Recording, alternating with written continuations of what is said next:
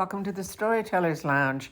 This is Rhoda Pierce, and today I'm with artist and educator Helen Levin. Good morning and welcome to my loft style studio and my paintings and my artwork and the panorama of what I produced in the last 60 years.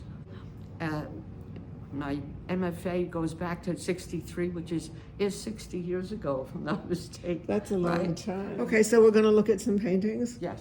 So on the walls, let's start with that. These are examples of earlier abstract paintings. I began working with acrylic paint because in the 60s, when I was a student until 63, I always worked with oil and tempera if I wanted a water-based paint. Dries faster, right? And not only that, I felt the toxicity of turpentine and the oil paint bases were getting to me. I really felt much better using acrylic. We're going to go right to my recent works, which are inspired the last 20 years. I got interested in contemporary architecture because of the shapes, the shafts of light, the angles that you see in architecture today, which is a result of new technology, the computer-assisted design software, and also the new materials. So this is called Arc Homage. So I have a whole series in acrylic and works on paper in acrylic. This is inspired by nature. This is called Reminiscences. When I lived in a more countrified part of Staten Island, the South Shore, with its trees and across the street of woods. And, I'd go to the park and paint, and it was very exciting. So I got inspired by the colors of nature, and I was just all excited about the greenery of Staten Island and the South Shore. Behind you is another architecture homage example. Acrylic on canvas. So how do you make such large paintings? No problem, not a problem. First of all, you really step back when you work. You don't sit over and paint. You're working vertically the way the master artist did. You're looking, you're stepping back. Come and see my studio. Okay.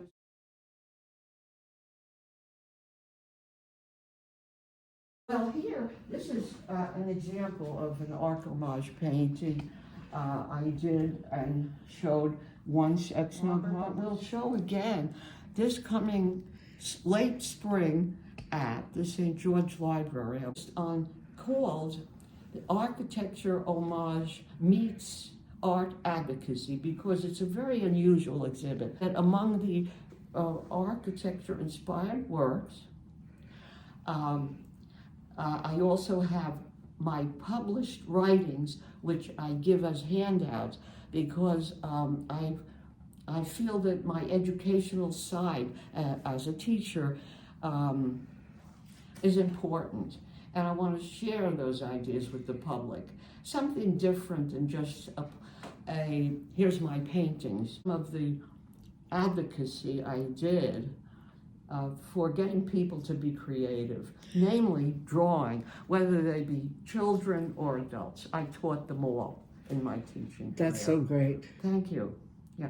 Behind you, Rhoda, this was recently I had it framed. It was one of my architecture homage on paper in acrylic at the Wagner College Union Gallery in a show called Architecture Homage Meets Art Advocacy 1. See, this will be upcoming is the second iteration, number 2, basically, with some different works. Behind you is a drawer with works that are also, I've never shown yet. I haven't framed yet for exhibition. So inspired by architecture. Those are beautiful, beautiful, bright colors. Thank you.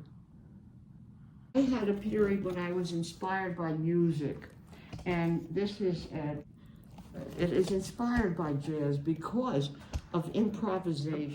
I really enjoy the improvisation idea of work because in the development of painting, the painting almost converses with you. You are interacting with your work. The work is telling you, for example, you're finished now, or keep going, or work here, and you must be attuned to that interaction.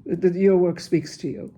Well, all work, when the artist is working, the artist must let that, it starts to take on, I would say, a life of its own.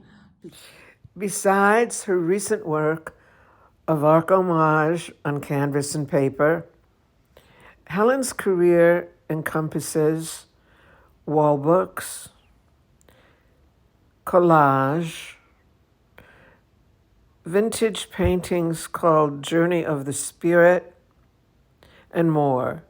Please visit helenlevin.com for the whole array of her career, and stay tuned for part 2.